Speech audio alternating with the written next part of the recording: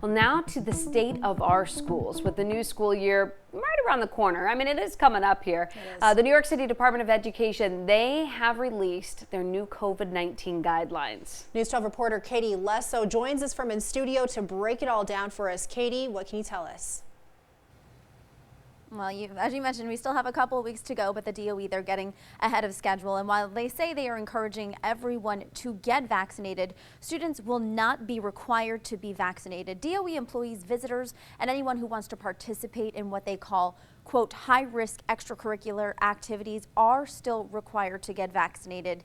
Now, daily health screenings, they will no longer be required to get into DOE buildings, but the schools are asking anyone who shows COVID-19 symptoms to stay home and get tested. Social distancing and PCR testing will also not be required for the upcoming school year, and while, quote, strongly recommended, masks will not be mandatory.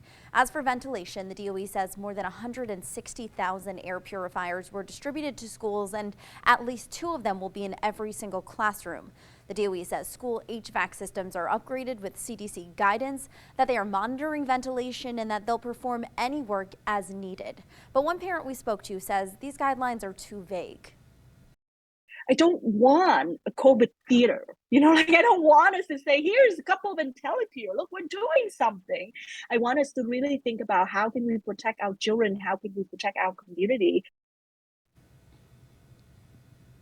Now, to see all of the guidelines as well as the specifics surrounding each one, just head to our website, news12.com. And, we want to know, what do you think about all of this? Do you agree with the move by the Department of Education to relax those COVID guidelines? Just scan that QR code you see on your screen and vote in our poll.